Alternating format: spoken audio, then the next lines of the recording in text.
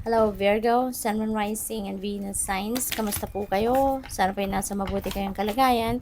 Welcome back po sa Star Tarot. Kung bago kayo rito, welcome din po kayo. Thank you for your support. And please subscribe, like, share, and please leave me a comment po kung nakaresonate kayo. Thank you. So, first message ninyo would be your situation. Ayan, situation ninyo yan sa ngayon. Challenge and your advice is High Priestess, and your outcome is Chariot. Wow, tagumpay kayo rito, magtatagumpay kayo. Merong sitwasyon na pagtatagumpayan ninyo rito or nagtagumpay na kayo, no? So, depende yan sa inyong sitwasyon. But, yeah, your situation ninyo sa ngayon, your current situation is Three of Emotions, which is celebratory energy. So, masaya, no? Maganda ang inyong sitwasyon, maganda yung mga pangyayari sa buhay ninyo siguro, kaya masaya kayo, you're feeling ecstatic, excitement, may excitement na nararamdaman ng iba sa inyo. So, that's really good, no? Na high vibe ka. Kasi maganda rin na high vibe ka kasi when your vibration is high, nag-a-attract ka ng good things, no? Papunta sa iyo. Nag-a-attract ka ng magagandang pangyayari towards you. Kaya mas maganda na lagi talaga tayong masaya, lagi tayong high vibe kasi we're also given parang extra spiritual power, no? To manifest kung ano man ang mga gusto nating i-manifest. Kasi kapag high vibe tayo, masaya tayo, excited tayo, parang nakakapasok tayo doon sa bubble of higher energetic frequency. Kaya may power tayo to attract good things sa buhay natin, may power tayo to manifest, no, kung ano man ang mga heart's desires natin. Kaya sa ngayon, ganun ang inyong sitwasyon, no? So keep positive talaga, keep positive, keep that excitement, keep that happiness, no, and joy in your heart. So kung ano man ang sitwasyon ninyo rito, kasi pwede rin na may mga blessings kayong natanggap na talagang super saya kayo, maybe may mga dreams kayo na nag-come true, wishes na nag-come true, or po pwedeng mayroong mga achievements, accomplishments kayo, kaya masayang-masaya kayo ngayon, or baka meron kayong mga sineselebrate, no? Baka may mga milestone kayo sa buhay, or po pwede rin na masaya ka kasi masaya ka para sa iba, no? Baka meron kayong mga kapamilya, kaibigan na meron silang sineselebrate, and you are also happy for them, you are also celebrating with them, no? So pwedeng ganon. At ang challenge mo ngayon is justice, no? Is to address, no? Baka may kailangan kayong i-address na mga imbalances sa buhay ninyo. Maaaring may mga bagay or area of life kayo siguro ngayon na puro yung parang most of your time nandoon, kaya maaring nasa-sacrifice yung time ninyo para sa ibang area of life, no? May hindi balanse, no? Hindi balanse ngayon siguro ang buhay ninyo. There are some things, no? There are some things or areas of life na nanineglect ninyo, no? Kaya maaring nag-i-start na mag-manifest, no, yung problema doon sa area na yon. Kaya yun ang challenge din ninyo. So you need to bring the balance, no, back in your life, okay? Hindi lang sa iisang area or dalawa lang na major areas of life ang binibigyan ninyo ng attention. You also need to take care of other areas of life, no? As much as possible, dapat na ma-manage ninyo ng maayos, no, ang all areas of life para walang mag-manifest na problema, no? So yung advice sa inyo, High Priestess, yan, you are very intuitive, Virgo. You're very intuitive, you're very sensitive. Lagi kayong yung radar ninyo on point, 'di ba? Yung intuition ninyo is always on point. Parang very powerful din mga psychic abilities ninyo, just like Scorpio, no? Kaya take advantage of that, no? Take advantage of that. At gamitin niyo 'yan para mas mapakinabangan ninyo sa buhay ninyo yung psychic abilities ninyo yan. Malakas lagi ang inyong radar. Kaya pay attention to your intuition.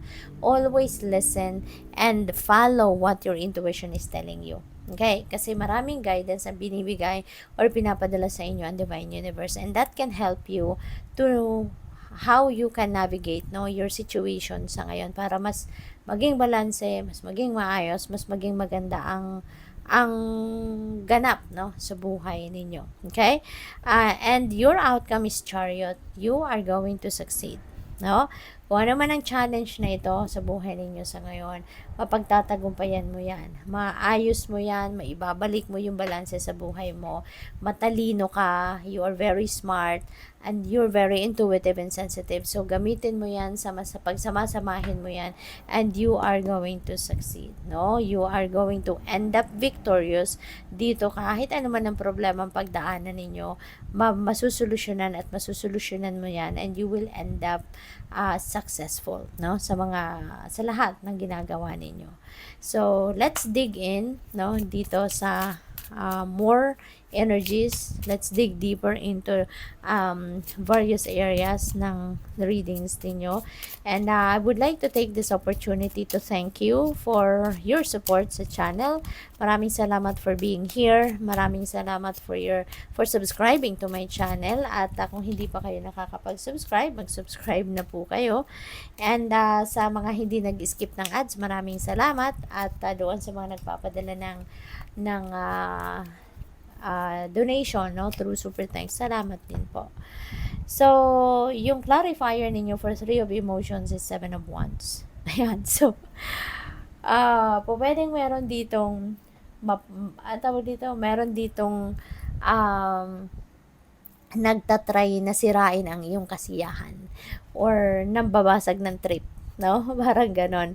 Kasi there are people dito na hindi natutuwa, no? May mga tao sa paligid ninyo na not happy na nakikita kang masaya. There are people dito na siguro saksakan ng inggit at dahil masaya ka, dahil successful ka, naiinggit sila and they want to take you down, no? So may mga ganun siguro sa paligid ninyo. Kaya just focus on your energy. Just focus on your positive energy. Huwag na ninyong hayaan na pumasok or dumikit sa energy field ninyo yung negativity, no, ng mga taong ito sa paligid ninyo. Just focus on yourself, just focus on what you're doing, focus on your family, focus on your work, focus on kung anong nagpapasaya sa'yo. Doon ka na lang, wag mo nang pansinin sila, 'di ba? Kasi in the first place, wala ka namang obligasyon sa kanila, 'di ba? Kung sino man mga taong ito na mapanira, 'di ba? Sinusubukang i-take down ka, sinusubukan nilang maapektuhan ka ng kanilang mga pangungutya or pambubuli or whatsoever. So, yeah, deadma ka na lang, 'di ba? Just focus on yourself. Kaya ano lang, ipagpatuloy mo ang pagiging masaya, no? Kasi that is going to bring you to even more happiness, 'di ba? Na sitwasyon. Kaya wag mo na silang pansinin. So, dito sa Justice, we have Knight of Cups. So, feeling ko dito, meron dito mag-o-offer sa inyo ng tulong, no? Maybe some of you, baka meron ka ditong kasi nga may mga imbalance siguro na nagmamanifest sa buhay ninyo in some areas of life.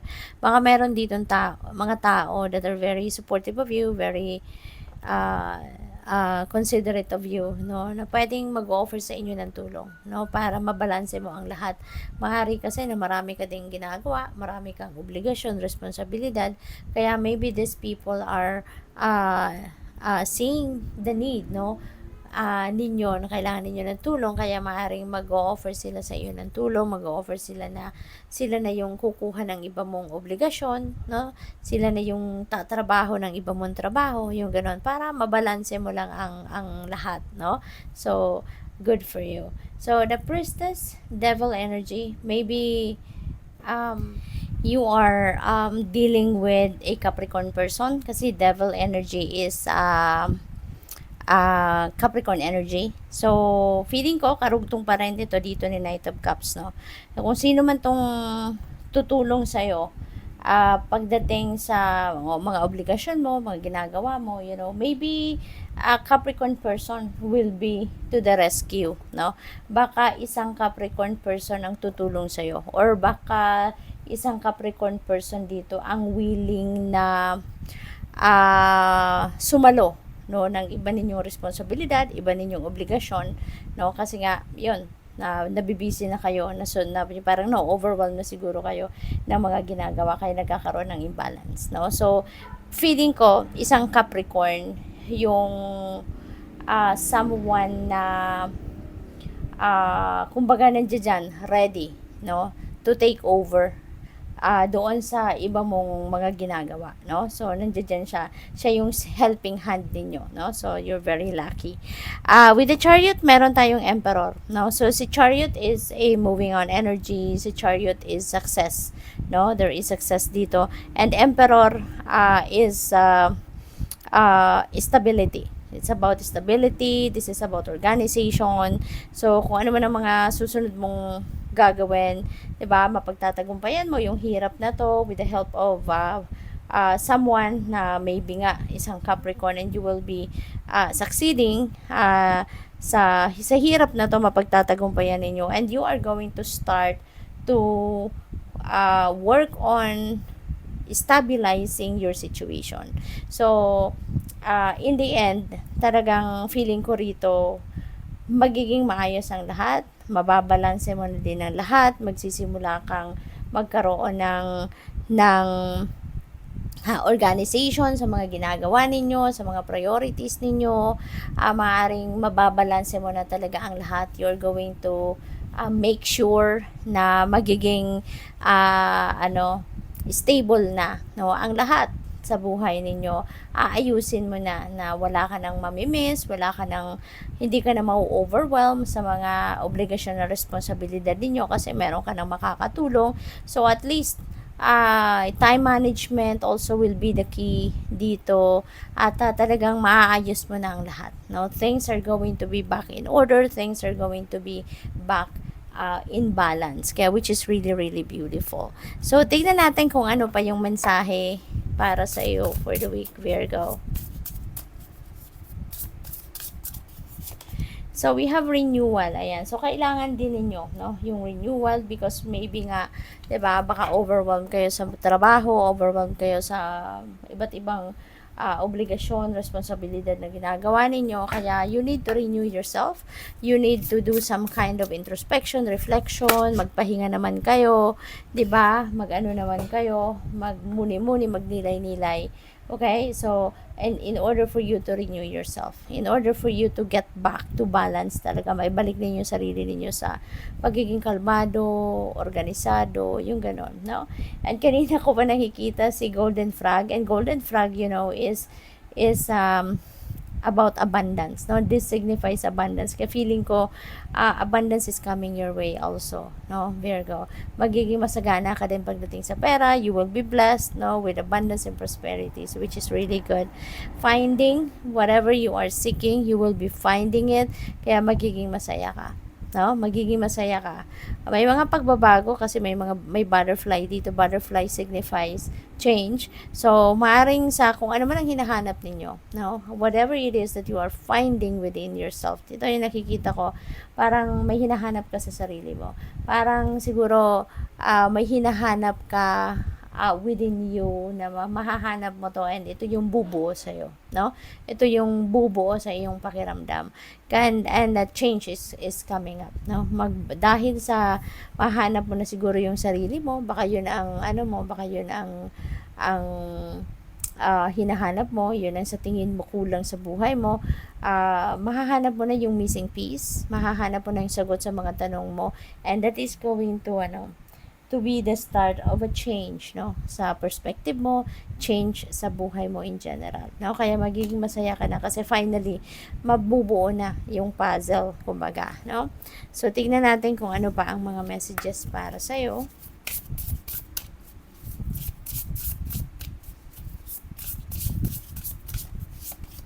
We have intensity. Ayan, you are going to be